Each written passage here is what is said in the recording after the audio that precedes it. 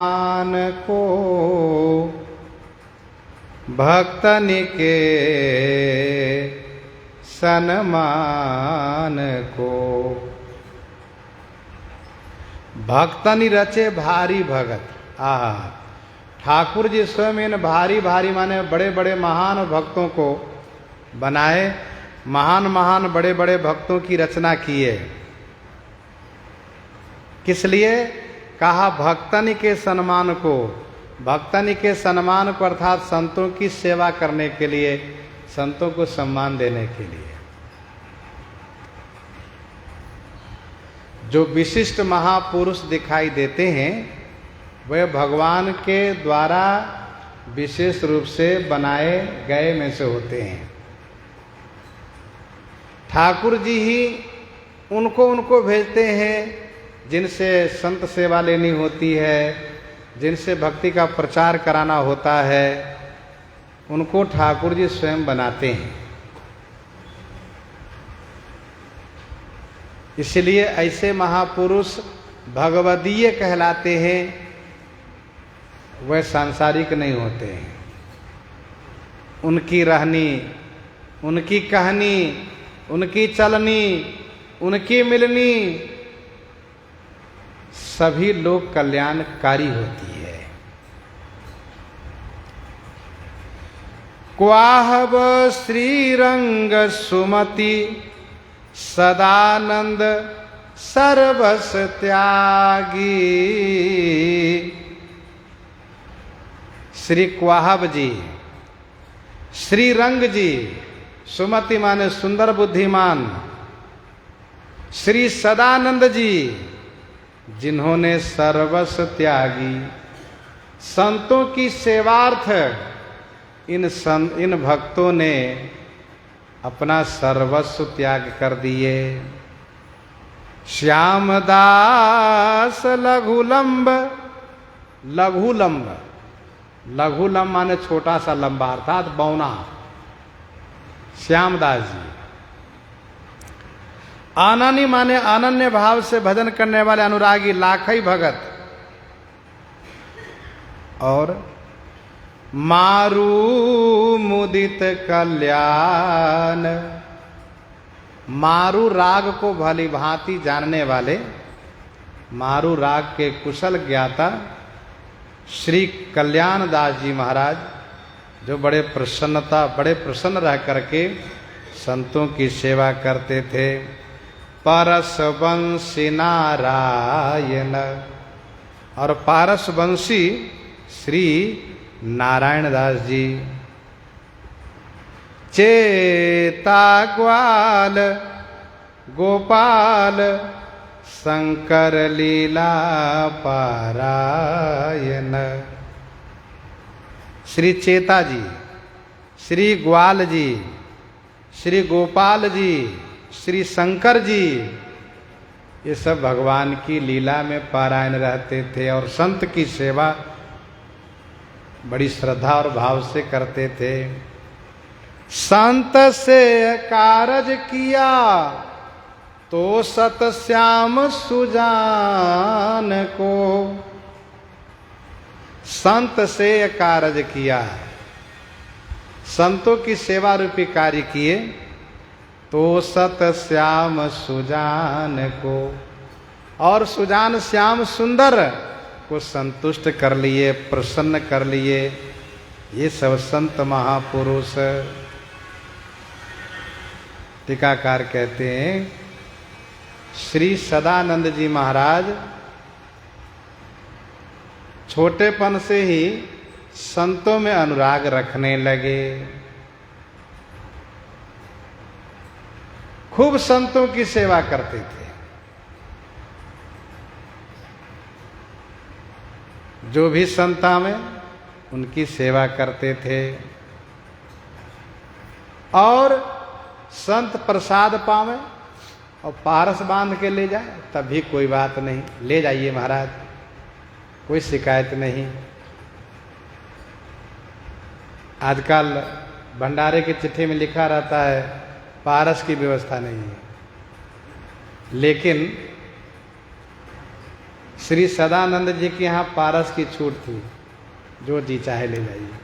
संत की मंडली आती है तो श्री सदानंद जी कहते हैं महाराज ये सब आपका ही है, आप जैसा जी चाहे प्रयोग करें। संत लोग अपने मन से खुश होकर के प्रसाद बनाते हैं, ठाकुर जी को भोग लगाते हैं, प्रसाद पाते हैं।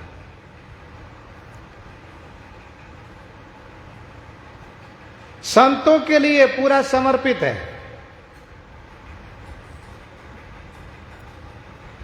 एक दिन की बात, एक संत भगवान आए और कहने लगे महाराज जी, दंडोत महाराज जी, महाराज जी मैं बड़ा अभागा हूं। श्री सदानंद जी ने कहा क्यों?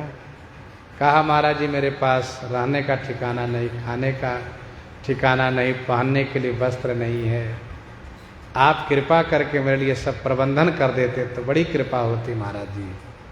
तो श्री सदानंद जी ने कहा संत भगवान आप अपने पूरे परिकर के साथ चले आइए, यहीं रहिए।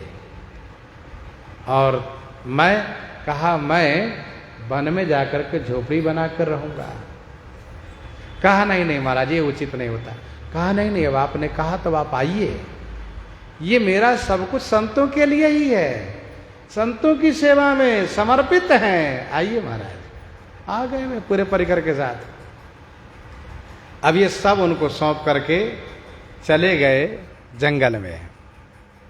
अब आप जरा सोचिए कितना त्याग है, संतों को सब समर्पित करके वन में चले गए। और वन में जा करके एक झोपड़ी बना के रहने लगे। तो ठाकुर जी ने एक वैश्य को स्वप्न दिए, वो भी भक्त था। ठाकुर जी ने कहा सुनो तुम्हारे पास धन है, धन एक न एक दिन तो सब नष्ट हो ही जाएगा, इसलिए काम करो तुम जाओ अमुक वन में अमुक जगह मेरा भक्त है सदानंद नाम का भक्त, उनके लिए मंदिर बनवाओ, संत निवास बनवाओ और संत सेवा का प्रबंधन करो, जाओ। स्वप्न में ठाकुर जी ने कहा, वो वैसे बड़े प्रसन्न हो गए, आए और श्री सदानंद जी से मिले, उनको प्रणाम किए, उनकी आज्ञा लेकर के वहाँ आश्रम मंदिर सब निर्माण कराए और संत सेवा के लिए धन की व्यवस्था भी करा दिए। लेकिन अब इनके यहाँ संत इतने आते हैं कि कभी कभी ऐसा लगता है कि पूरा ही नहीं पड़ेगा, राशन पानी कम दिखता है। तो एक दिन इनके मन में आया कि लगता है सब समाप्त हो गया, ये उठ करके चले गए वन में, दूसरी जगह चले गए। अब इसी बीच संतों की जमात आ गई। संतों की जमात आ गई तो ठाकुर जी ही इनके वेश बनाकर आ गए, सदानंद जी के वेश बनाकर आ गए और पर्याप्त अन्न धन पैसा लेकर के आ गए, राशन पानी सब ले आए, खूब जोरदार चकाचक भोज भंडारा कराए, सबको दक्षिणा आदि दिए। और फिर यही ठाकुर जी एक वैश्य का वेश बना करके चले गए सदानंद जी के पास। कहा महाराज जी प्रणाम महाराज जी, महाराज जी आप तो वहां पर अपने आश्रम पर भोज भंडारा कर रहे थे, यहाँ कब चले आए? मैंने वहां देखा आपको, वहां से देख करके मैं यहाँ आ रहा हूं। महाराज जी आपके आश्रम में तो रिद्धि सिद्धि खुश है, इतना धन है कि चाहे जितने संत पावे कोई कमी नहीं है, लेकिन मुझे समझ में नहीं आ रहा है कि आप वहां थे यहाँ कैसे चले आए। तो सदानंद जी ने कहा अरे मैं तो यही था। ऐसा कह रहे थे, कहते कहते अंतर ध्यान हो गए। तो अंतर ध्यान हो गया तो सदानंद जी को समझते देरी नहीं लगी, ये तो सब ठाकुर जी की लीला है। आकर के आश्रम इन्होंने देखा तो देखा कि भरपूर अन्न धन भरा हुआ है। फिर खुश हो गए और खूब संतों की सेवा कर रहे हैं। ऐसे सर्वस्व को समर्पित करने वाले, संतों की सेवा में समर्पित करने वाले श्री सदानंद जी महाराज हैं। दूसरा एक नाम श्री नारायण दास जी महाराज। नारायण दास जी महाराज के आश्रम के पास में एक वृक्ष था जो सुंदर छायादार फलदार था। राजा के नौकर लोग आए काटने के लिए, तो श्री नारायण दास जी ने कहा इस वृक्ष को नहीं काटो, इसमें भी जीव है और इसके द्वारा सबको उपकार हो रहा है, इसको काटो मत। चूंकि वो राजा के कर्मचारी है, वे लोग तो उग्र है। तब इन्होंने कहा सुनो, वृक्ष के पहले मुझे काटो तब वृक्ष को काटो। तो एक कर्मचारी गुस्सा आई, कुल्हाड़ी उठाया और मारना चाहा नारायण दास जी को। जैसे उन पर लगाया तो नारायण दास जी को लगा कि नहीं लगा, लेकिन चोट इसको लग गई जो मारने के लिए आगे बढ़ा था। अब इसको ऐसी चोट आई कि भूमि पर गिर गई है, कराने लगे। अन्य कर्मचारी सब डर गए, राजा के पास सूचना गई, राजा स्वयं आए। राजा ने देखा कि प्रहार इसने किया, चोट इसी को लगी, तो समझ गए कि ये श्री नारायण दास जी के भजन का प्रताप है, भक्ति का प्रताप है। फिर तो मना कर दिया कि वृक्ष कटेगा नहीं, और सत्संग किए तथा संत सेवा के लिए प्रबंधन कराए।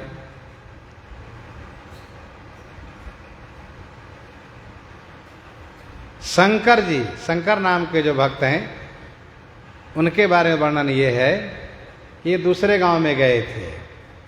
तो गांव में गए थे तो वहां उन्होंने देखा कि एक सेठ के द्वार पर कुछ संत लोग आए हैं और वे संत कह रहे हैं, भगत जी जय सिया राम, राधे कृष्ण, हर हर महादेव।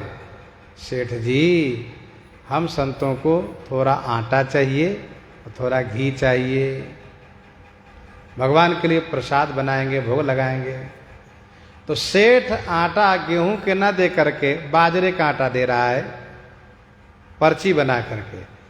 तो श्री शंकर जी ने कहा, अरे सेठ जी, ये कोई आप अपने बाप घर से दे नहीं रहे हो, सरकारी व्यवस्था उसमें से पर्ची बना के दे रहे हो, तो गेहूं की आटा दे दो, बाजरे क्यों दे रहे हो?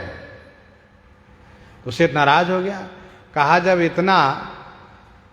जब इतनी दया है आपके हृदय में, जब इतने हमदर्दी हो, तो ले जाओ अपने साथ, इनको बढ़िया घी शक्कर आटा देकर खूब सेवा करो। तो श्री शंकर जी ने उन संतों से कहा, हे संत भगवान, इन अभिमानियों का नहीं लेना चाहिए, चलिए मेरे साथ, मैं आपकी सेवा करता हूँ। संतों को लेकर आए, अपने घर के बर्तन बेच करके, और संतों को गेहूं के आटा और घी की व्यवस्था की, प्रबंधन किए। संत बड़े प्रसन्न हो गए, प्रसाद बनाए, भोग लगाए, खूब आशीर्वाद दिए इनको, और इन पर ठाकुर जी की बड़ी कृपा हो गई शंकर जी के ऊपर। एक लक्षदास नाम के संत जी थे, ये श्री गंगा जी स्नान करने के लिए नित्य जाते थे।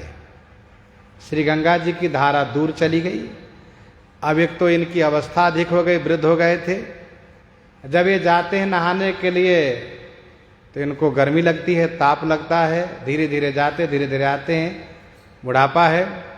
तो एक दिन इन्होंने कहा गंगा मैया से, हे गंगा मैया, मेरी शक्ति जब तक थी मैं आपके पास आया, अब आप कृपा करके मेरी कुटिया तक चलिए, पूर्व स्थान तक चलिए, नहीं तो मैं यहीं रहूँगा, नहीं जाऊँगा। तो गंगा जी की धारा से आवाज आई, आप चलो, मैं भी चली आ रही हूँ। और ये आए अपने आश्रम पर, गंगा जी यहां तक आ गई। ये बालापन से भजन करते थे,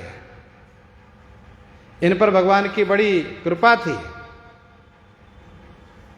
इनको गुरु जी की खोज थी। तो इनके गांव में आए श्री हरिव्यास देवाचार्य जी, उनसे इन्होंने प्रार्थना करी कि महाराज दीक्षा दीजिए। तो उन्होंने कहा कि सुनो, पहले 1 लाख साधु का भंडारा पवाओ, तब मैं दीक्षा दूंगा। ये थे संपन्न, इन्होंने 1 लाख साधुओं का भंडारा किया। फिर प्रसन्न हो गए श्री हरिव्यास देवाचार्य जी महाराज, इनको दीक्षा दिए। तब से इनका नाम लक्षपति दास ही हो गया। ऐसे लक्षदास जी महाराज का मंगलमय चरित्र है।